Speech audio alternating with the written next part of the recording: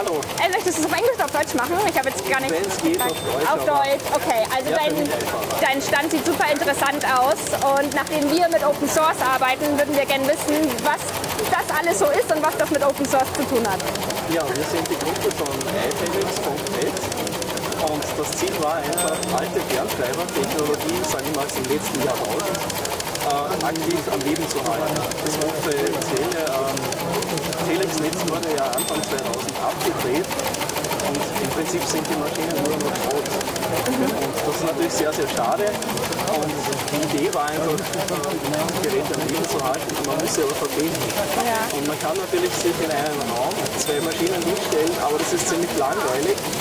Und es ist viel spannender, wenn man weltweit die Maschinen vernetzen kann und wirklich so betreiben kann wie früher. Und da gab es zwei findige, sage ich mal, Tüftler, die haben sich das überlegt, das ist iTalex, und haben einfach eine Elektronik entwickelt, mit der man einerseits die Fernschreiber wieder so verbinden kann wie früher zu Hause, aber in der heutigen Zeit das Netz, das weltweit verfügbar ist, das Internet, und die haben dann einfach eine Elektronik entwickelt, mit der man sich weltweit austauschen kann. Auf der Webseite kann man auch Kontakt zu den Entwicklern aufnehmen, kann da seine Ideen einbringen, was man zusätzlich an Diensten haben möchte.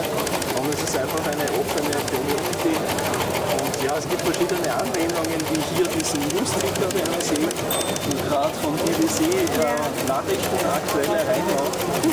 Oder wir haben auch einen Wetterdienst mitgesetzt. Echt?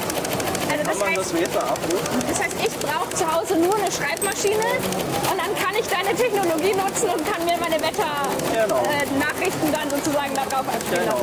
Also Schreibmaschine, eine Fernschreibmaschine. Eine Fernschreibmaschine, okay. Es ist im Prinzip sieht sie aus wie eine Schreibmaschine, mit dem Unterschied natürlich, dass sie nur Kleinbuchstaben hat.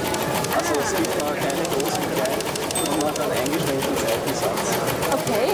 Weil heute vom Computer kennt man das ja mit 8-Bit und so weiter. Das ist aber noch 5-Bit-Technologie. Okay. Wie kann man sich das vorstellen, dass jetzt so Wetterdaten dann wirklich in den Fließtext umgesetzt werden? Oder was bekomme ich dann? Eine DIN A4-Seite mit, heute kann es regnen? Ja, man bekommt so jetzt, es ist wie DIN A4, ja, nur auf Windows-Format. Ja. Und man wählt zum Beispiel die Einwahlnummer an und dann gibt es ein Menü, das wird ausgedruckt. Und dann sagt er, es wird das Wetter von Baden-Württemberg wissen. Man kriegt vom deutschen Wetterdienst die aktuellen Wetterdaten. Cool.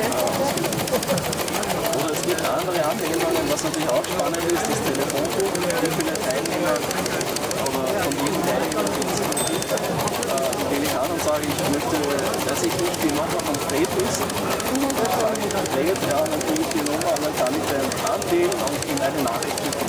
Cool. Anstelle einer WhatsApp zum Beispiel. Ja, gefällt mir echt gut. Finde ich klasse. Ja, offen ist das Ganze deshalb, es gibt dieses iTalix-System, Okay. das man hier auch über Henning beziehen kann und Fred. Und parallel dazu, dass es hier hinten ist, es gibt über den Raspberry Pi gibt es auch Leute, die das Ganze über diese Technologie machen. Also das ist eher für die Leute, die mehr mit Software zu tun haben, Linux.